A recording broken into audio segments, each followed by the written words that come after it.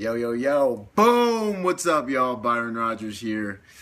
And this video is all about how to destroy fear through presence, through being present with reality. I'm noticing that I like to make a lot of videos on fear. I talk about fear a lot. I think it's a topic that it resonates with me.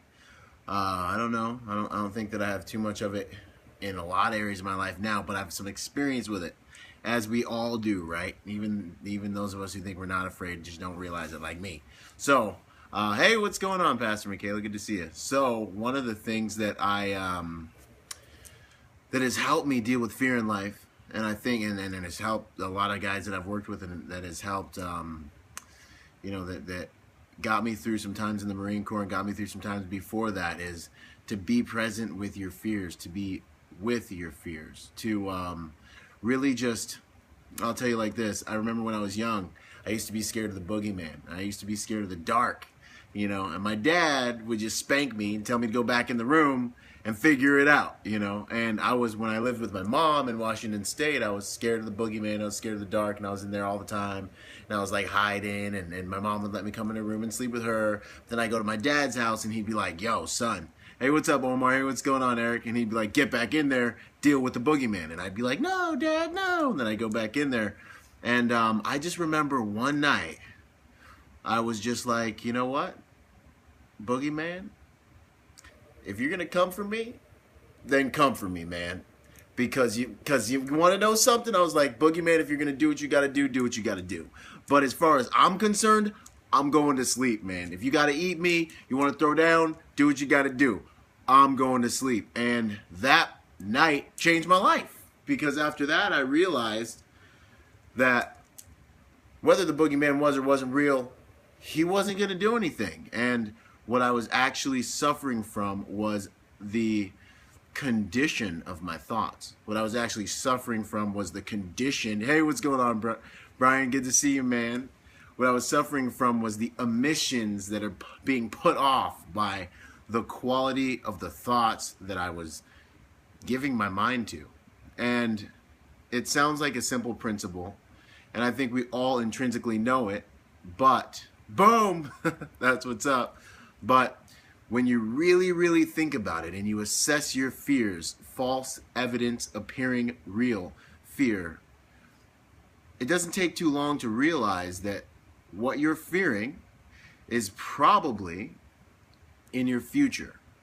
Fear is something that can contribute to anxiety because it creates apprehension around the things that you're hesitant about actually happening. You know what I mean? So literally, yeah, exactly. Confronting fears, Pastor Michaela, exactly. It's the principle that I want to bring to you today, because the idea is to do the thing you fear until the death of fear is certain.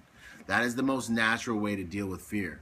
The fears that you're experiencing are having to do with something that you're thinking about taking place. Thoughts take roughly, it's like, give or take, around 10 minutes to really create. Actually, I've heard a number of different figures around this, but your emotions are a biochemical reaction to your thoughts. So if you're finding that you're dealing with fear, you've got to trace those emotions to the thoughts that you're dealing with, and then you've got to become deliberate about tending the garden of your thoughts. The same thing happened with me when I was dealing with, I was scared of the dark. This after I killed the boogeyman, I'm sitting there and it's dark and I'm by myself and I'm like, man, this is scary. And then I was just like, you know what, if something's gonna happen, it needs to just go on ahead and happen. And what happened? I got present with reality. I got present with my fears. Dial this up to like adult life as we grow up. It's like, there's so many things we're worried about happening, and these things that we worry about happening drive us in everyday life. And one of the exercises that I've done with people and that I've done with myself is, what is it that you're fearing? Is it you're fearing you're losing your job? Is it you're fearing, whatever it is, you ask yourself. I ask myself, okay, I'm afraid, that this thing's gonna happen. But really, if this thing does happen, then what? Then what? Then I do lose my job, and then what? Then I whoever leaves me, and then what? You know, I don't make the payment, I don't pay the bill, and then what? And then what? And you can realize really easily that the reason that you're afraid of a lot of things has a lot to do with, you know, the amount of power you're giving them. A lot of the things we fear losing, I think we fear that because we find an unhealthy sense of identity in those things, and we don't remember really where the healthy places to find our identity are. Boom! What's going on, Leo? Good to see you, man. Thanks for joining me. Armando, thanks, brother. So, learn to be present with your fears.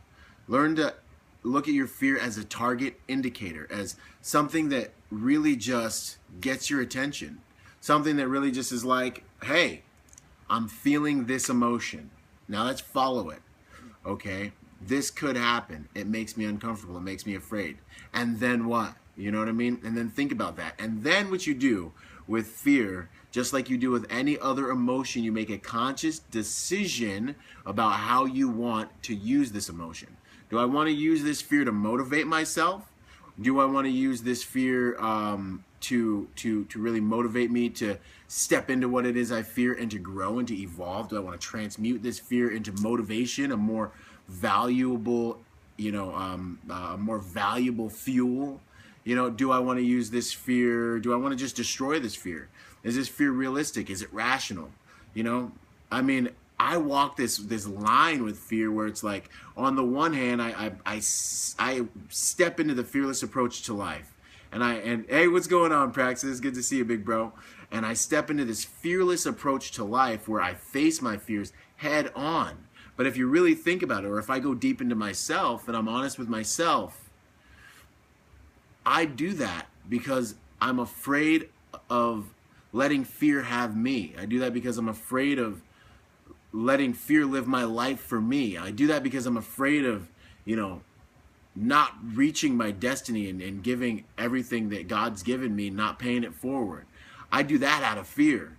I push myself out of fear, So, hey, boom, I appreciate the shout out. But those are ways you can use your fears to improve your life. Because what you want to make sure is happening at the end of the day is that you have got the fear. You've got to make sure you've got fear rather than fear having you. And that's the push-pull of life. So that's what I got for you guys today, man. I love you all. And thanks for spending this sacred time with me. And subscribe, share this. And if you know anyone who could use it, tag them. And until next time, I'll be here to help you find your purpose, live with passion, and reach your destiny. Boom! Love you guys. I'm out.